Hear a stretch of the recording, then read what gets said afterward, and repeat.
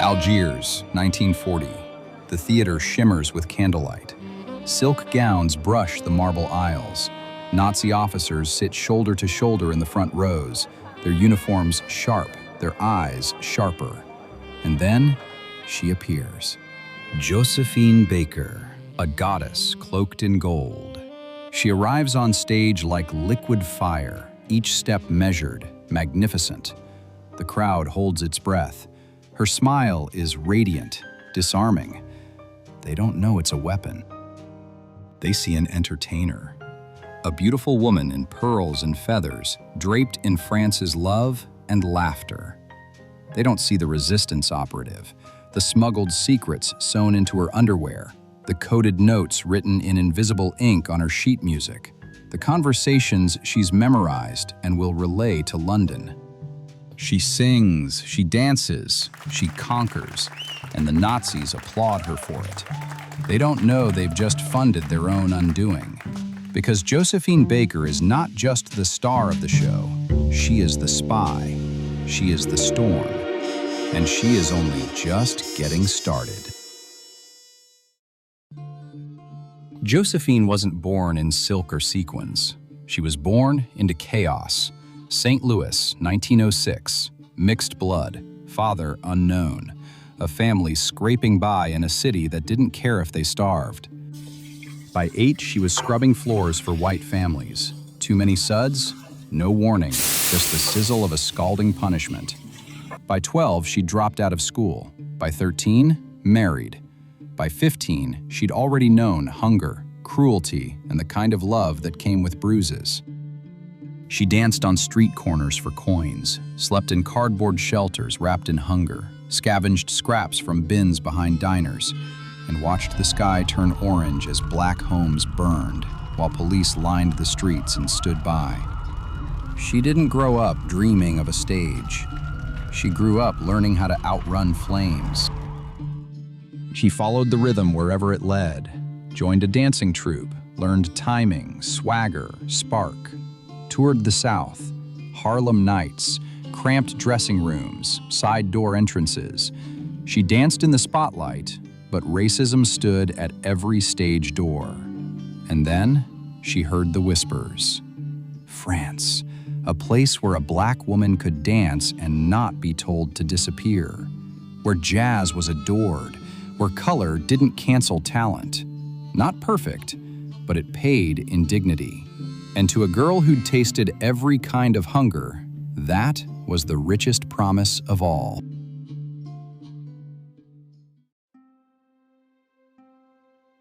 Paris, 1925. She arrived with a suitcase and a name nobody knew. By the end of the week, Paris was whispering it in the dark. Josephine Baker. She danced like no one else. Wild, funny, electric. She made the French laugh, gasp, ache, and they fell in love. She wore a skirt of bananas and turned it into a crown. Paris didn't just welcome her, it worshipped her. No more side doors, no more apologies. In France, she was untouchable, a comet on fire.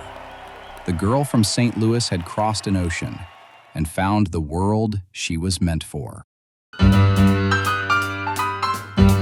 Through the 1930s, Josephine Baker's fame didn't fade, it roared.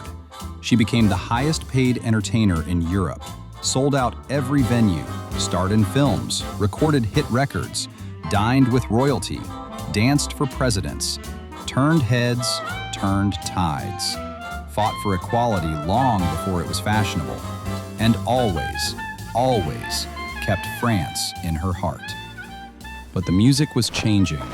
By 1939, the jazz was drowned by jackboots, and Josephine Baker, France's adopted sweetheart, was about to become its sword.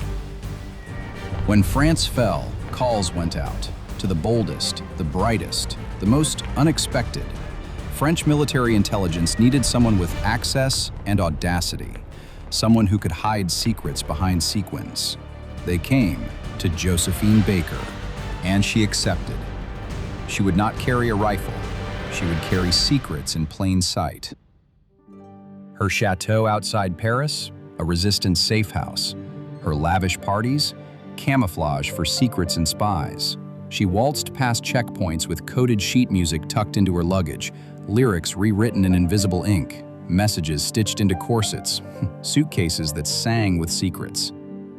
She performed in Lisbon, in Casablanca, in Madrid, sang to diplomats, danced for generals. And when the music stopped, she listened. Her gowns sparkled, her smile dazzled. But behind her eyes, she was memorizing whispers, collecting maps left open, filing every foolish boast. She boarded planes with a passport full of lies, risked imprisonment, torture, death, and turned every encore into an act of war. The Nazis summoned her to perform for Hitler himself.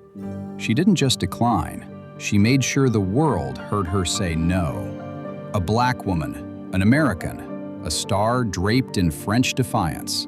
She looked the Reich in the eye and spat in it.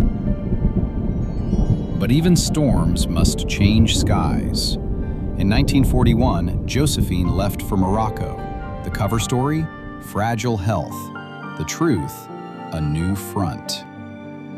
From Marrakesh, she gathered whispers like pearls, plotted beneath painted ceilings, and performed in defiance of both empire and infection. She was unwell, racked by fever, weakened by loss, a miscarriage, then a hysterectomy, then sepsis.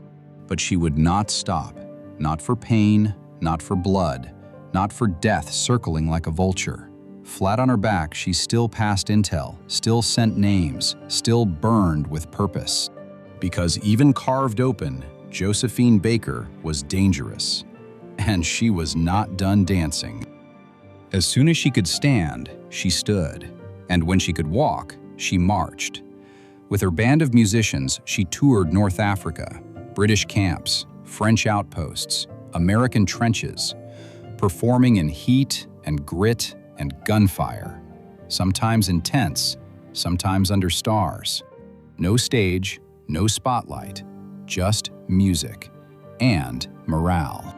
The Free French had no entertainment corps, so Josephine became it, one woman who reminded them exactly what they were fighting for. When the Allies advanced and Paris was liberated, Josephine came home, not in silence, but in song. France honored her with its highest accolades, the Croix de Guerre, the Medal of the Resistance, and later the Legion of Honor. A nation's gratitude stitched in gold. But war had sharpened her sense of justice. She had seen what fascism looked like. She had watched a country fall to hate and rise again. And she knew that racism was another form of war. She turned her gaze to America, to her own country, to the soil where she had once scrubbed floors and dodged flames, and she asked it, "What are you fighting for, if not this?" Because peace meant nothing if it didn't include dignity. And Josephine Baker, war-tested, decorated, unbroken, wasn't done fighting. She was just getting started again. She returned to America, not as the girl they tried to erase, but as a woman crowned in medals and defiance. She didn't ask for a seat at the table. She flipped it. Refused to perform for segregated audiences, turned down millions unless every seat was equal. She stood on stages where black women had never been allowed to stand, and when the spotlight found her, she made sure it lit up every injustice. She marched with Martin Luther King, spoke at the March on Washington, the only official female speaker that day, wearing her Free French uniform, her medals glinting like truth. I have walked into the palaces of kings and queens and into the houses of presidents, but I could not walk into a hotel in America and get a cup of coffee. The crowd roared. The world listened. She didn't just make history, she called it out. The spotlight faded. The crowds grew quieter. But Josephine never stopped.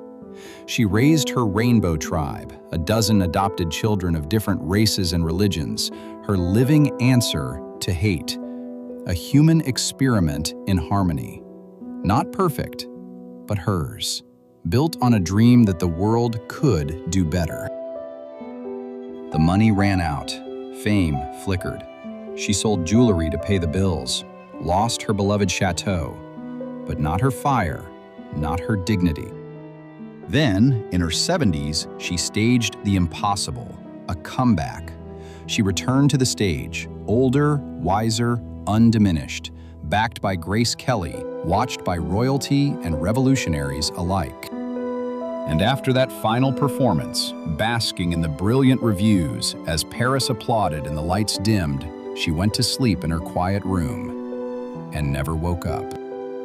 Josephine Baker, dancer, dreamer, defier of empires, was laid to rest with full French military honors. The first Black woman ever inducted into the Pantheon, France's sacred tomb of heroes. And when they carried her coffin through the streets, they draped it in the tricolore. Not for the costumes she wore, but for the country she fought for the people she moved, and for the truth she never stopped dancing toward. Josephine Baker didn't slip through the cracks of history. She cracked it open. With laughter, with defiance, with dance. She proved that courage doesn't always roar. Sometimes it shimmers. Sometimes it sings. Josephine Baker, a hidden heroine. Undeniable, unshakable, uncontained, and still a spark beneath the feet of every woman who dares to move differently. Hidden Heroines.